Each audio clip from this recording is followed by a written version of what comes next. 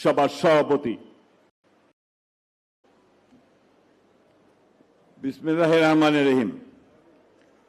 আগে যখন শুধু মহাসচিব বলতো ওইটা খুব আপন মনে হতো, এখন যখন সঙ্গে আবার কিছু স্থানীয় সরকার ও মন্ত্রী মনে হয় যে একটু দূরে চলে যাওয়া হচ্ছে।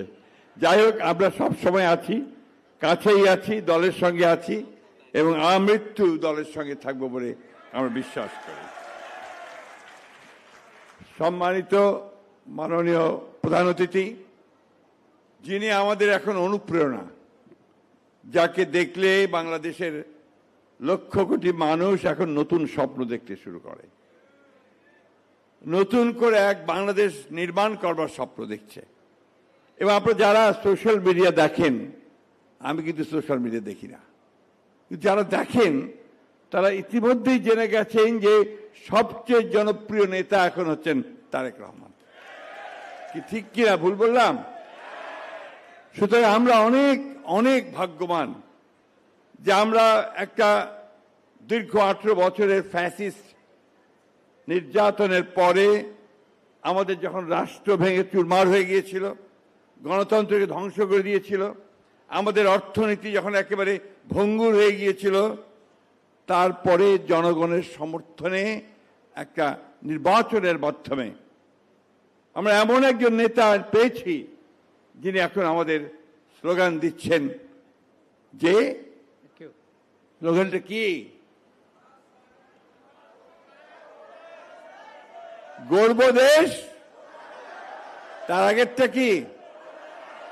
হ্যাঁ, সবার আগে।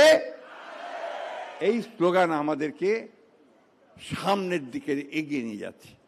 আমি বক্তব্য একেবারেই দীর্ঘ করব না। প্রিয় সহকর্মীবৃন্দ, আমরা দীর্ঘ 18 বছর আমরা বহু নির্যাতন সহ্য করেছি। আমাদের সমস্ত জীবনটাকে 18 বছর ধ্বংস করে ফেলা হয়েছে, তছনছ করে ফেলা হয়েছে। এখানে আমি সামনে যাদের দেখতে পাচ্ছি, আমার সহকর্মীবৃন্দ, প্রত্যেকেই ভয়াবহভাবে নির্যাতিত, নিপীড়িত। আমাদের 60 লক্ষ মানুষের বিরুদ্ধে মিথ্যা মামলা দেওয়া হয়েছিল। আমাদের 20,000 তরুণ নেতাকর্মীকে হত্যা করা হয়েছিল। ইলিয়াস আলী সহ 3 জন 1700 নেতাকর্মীকে গুম করে ফেলা হয়েছে। তারপরেও কিন্তু আমরা আমাদের দেশ ও নেত্রীর কে লক্ষ্য করে মাথা নত করিনি। করেছি কখনো? লড়াই চালিয়ে গেছি, তাই না? এখন আমার যে বদনাম আছে একটা, যে কথায় কথায় আমি আপনার কবিতা বলি, আবার আজকে একটা কবিতা বলবো, কিছু মনে করবেন না। এই কবিতাটা খুব ছোট্ট, ভারতের ব্রিটিশ পিরিয়ডের, এবং সেখানে আপনার জাস্ট 1 মিনিট আমি একটু বের করে নেই, ওটা তো আমি খুব কাঁচা।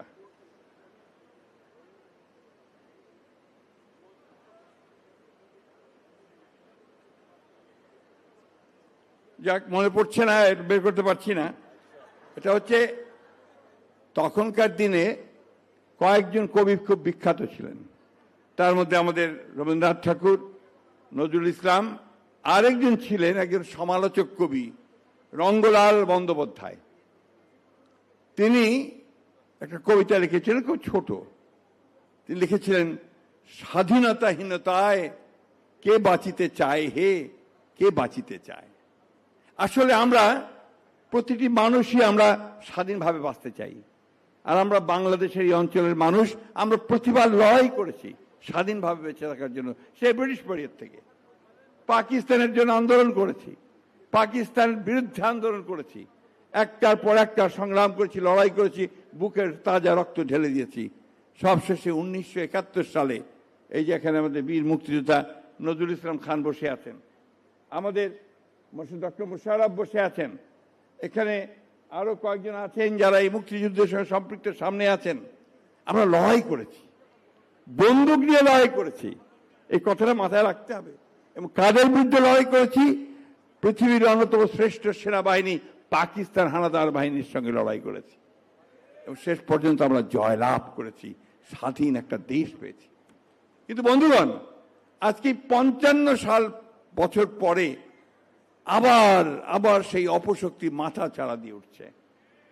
আবার সেই শক্তি যারা সেদিন পাকিস্তান হানাদার বাহিনীকে সহযোগিতা করেছিল, যারা সেদিন আমাদের ভাইদেরকে হত্যা করতে সহযোগিতা করেছিল, যারা আমাদের মা বোনদের সম্ভ্রম নষ্ট করতে সহযোগিতা করেছিল, তারা আজকে আবার নতুন চারায় নতুন ভ্রমে আপনার হাজির হয়েছে বন্ধুগণ। এটা আমাদেরকে সাবধান থাকতে হবে।